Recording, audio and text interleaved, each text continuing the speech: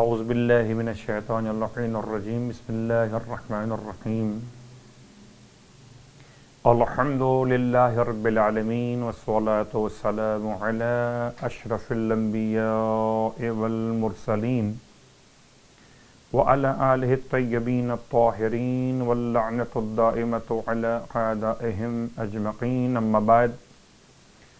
ماہ مبارک شعبان المعظم، اس کے فضائل، اس کے اعمال کا مسلسل بیان آپ کی خدمت مقدس میں، اور یقیناً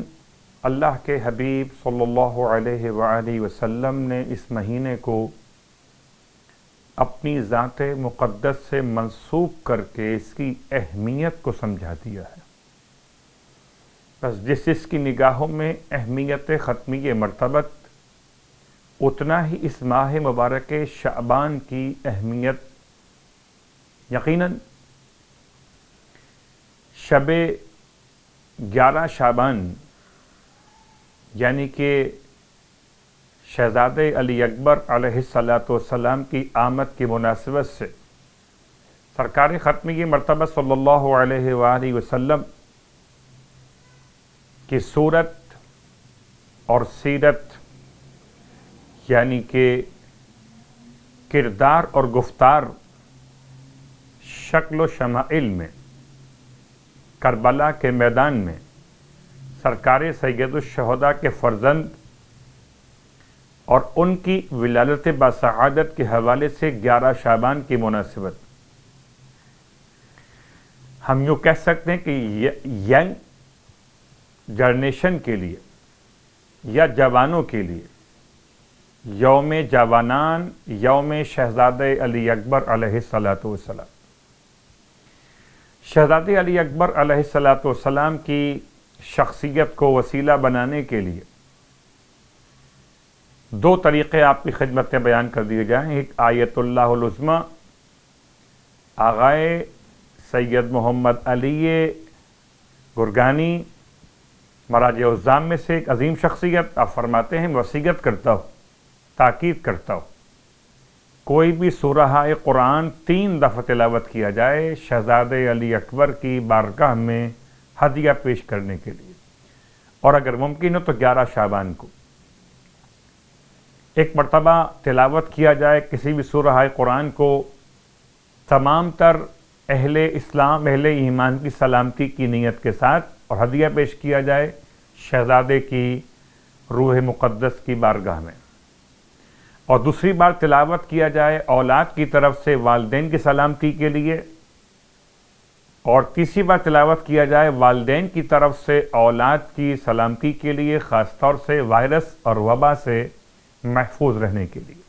کوئی بھی سورہ، مثلا سورہ یاسین، مثلا سورہ رحمان، یا مثلا سورہ والفجر، یا الگ الگ بھی ہو سکتا ہے کہ ایک مرتبہ سورہ یاسین،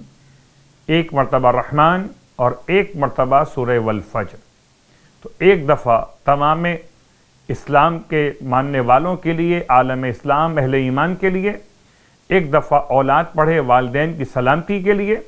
اور ایک دفعہ والدین پڑھیں اولاد کی سلامتی کے لیے۔ اب اس کے بعد اگلا مرحلہ شہزادے کی بارگاہ مقدس سے 72,000 مرتبہ درود کی منت، 72,000 ٹائمز درود کی تلاوت، اور شہزادے علی اکبر علیہ السلام کی بارگاہ مقدس میں ہدیہ پیش کرنا، خاص طور سے بیماروں کی شفا یابی کے لیے خاص مؤثر عمل۔ اگر خود تلاوت نہ کر سکے تو باقی افراد کو شامل کر سکتے ہیں تلاوت کے لیے، البتہ یہ احتیاط کیجئے کہ تمام باقی افراد نماز گزار ہوں، اور تاکید کے ساتھ 72,000 کے فیگر کو مکمل کریں، مکمل درود کی تلاوت کے ساتھ۔ اب آئیے ماہ شعبان کی 11ویں شب کی نماز اور اس کا ثواب۔ سرکار ختمی مرتبہ صلی اللہ علیہ وآلہ وسلم ارشاد فرماتے ہیں 11ویں شب کی نماز کو بیان کرتے ہوئے کہ اگر کوئی انسان 11ویں شب ماہ شعبان میں نماز انجام دے، 8 رکعت نماز، کہ ہر رکعت میں الحمد 1 مرتبہ تلاوت کیا جائے اور سورہ کافرون 10 مرتبہ پڑھا جائے۔ تو آپ ارشاد فرماتے ہیں اس خدا کی قسم جس نے مجھے برحق پیغمبر مبعوث فرمایا، یہ نماز سوائے ایسے مومن کے کہ جو کامل ایمان ہو انجام دے ہی نہیں پاتا، اور خداوند عالم اسے ہر ایک رکعت کے بدلے جنت کے باغات میں سے ایک باغ عنایت فرما دیتا ہے۔ تو گویا 8 رکعت نماز کا مطلب 8 باغات جنت، سبحان اللہ۔ اور پھر اللہ کے حبیب کی بارگاہ مقدس سے روزوں کے ثواب کا بیان بھی ارشاد فرماتے ہیں، جو شخص 11 روزے ماہ شعبان کے مکمل کرے تو اس کی قبر کو 11 منارہ نور منور کریں گے، 11 نور کے مینار اس کی قبر کو منور کریں گے، سبحان اللہ۔ کبھی غور کیجئے کہ جتنی بڑی بڑی لائٹس لگائی جاتی ہیں گراؤنڈز میں، دیگر پبلک مقامات پر، تو ان کی روشنی کی بنیاد پر پورا علاقہ چمک اٹھتا ہے۔ قبر کا انداز کیجیے اور 11 مینار نور کی روشنی۔ پروردگار ہم سب کو شہادت علی اکبر علیہ السلام کے وسیلے سے، خاص طور سے ہمارے جوانوں کو، اپنی پاکیزگی کی حفاظت کی توفیق عطا فرمائے، ہمارے جوانوں کے عقیدے کی حفاظت فرمائے، ہمارے جوانوں کو شہزادہ علی اکبر علیہ السلام کے سیرت پر چلتے ہوئے کامیاب ترین ناصران امام زمان بننے کی توفیق عطا فرمائے۔ الہی آمین۔